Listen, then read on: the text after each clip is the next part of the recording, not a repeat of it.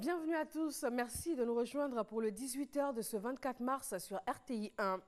Depuis hier soir, l'état d'urgence a été décrété par le chef de l'État. Le président Alassane Ouattara s'est adressé à la nation. Il a donné 8 mesures principales face à cette pandémie du coronavirus, notamment l'instauration d'un couvre-feu qui entre en vigueur à partir de ce soir de 21h à 5h du matin. Nous écoutons le chef de l'État. Face à la progression de la pandémie dans notre pays, j'ai décidé de renforcer les dispositions déjà en vigueur. C'est pourquoi je déclare l'état d'urgence sur toute l'étendue du territoire national, conformément à la loi numéro 59-231 du 7 novembre 1959. Des mesures additionnelles seront prises pour renforcer le dispositif de prévention mis en place par le Conseil national de sécurité.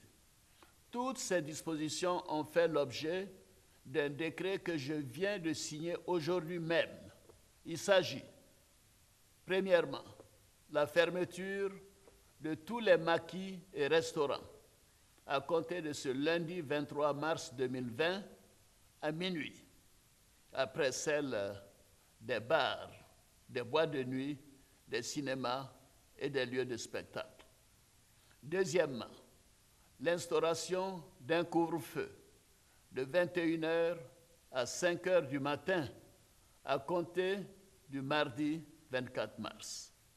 Troisièmement, la régulation des transports interurbains, intercommunaux, intracommunaux et l'interdiction des déplacements non autorisés entre Abidjan et l'intérieur du pays. Et quatrièmement, le confinement progressif des populations par aire géographique en fonction de l'évolution de la pandémie. Cinquièmement, la création de couloirs humanitaires pour venir en aide aux personnes ou aux communautés ayant un besoin urgent d'assistance. Et sixièmement, le renforcement des capacités des industries pharmaceutiques, des laboratoires et des structures de diagnostic et de prise en charge sur l'ensemble du territoire national.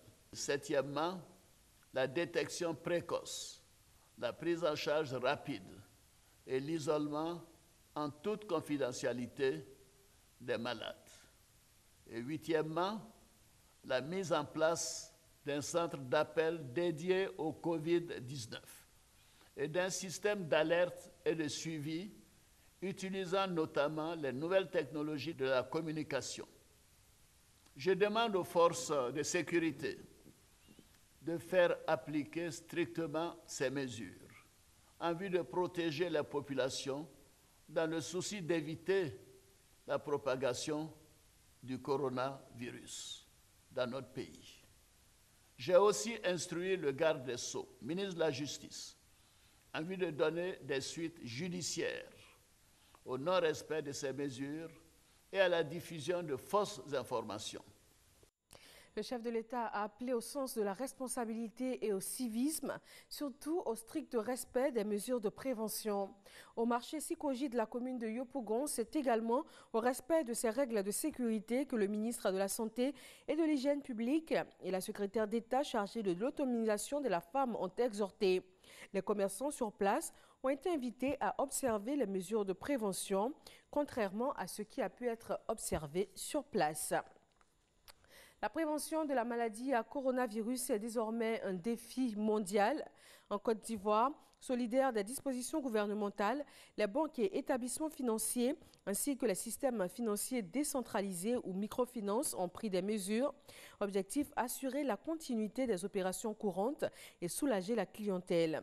Ces dispositions sont-elles efficaces? Répondent-elles aux préoccupations des clients?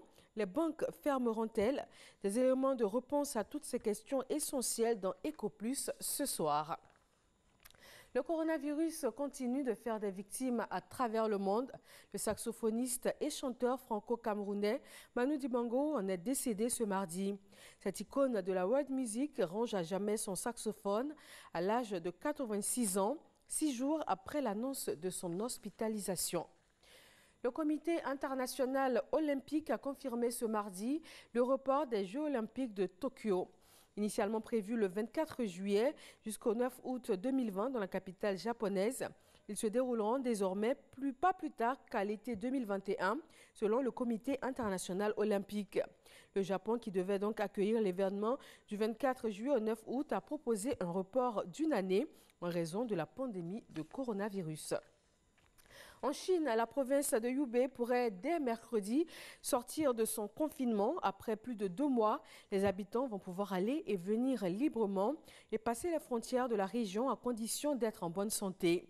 La ville de Wuhan, berceau de l'épidémie du Covid-19, va lever le 8 avril 2020 ses restrictions au déplacement. Voilà pour ce flash de 18h. Merci de nous avoir suivis. Plus d'informations à 20h sur RTI 1.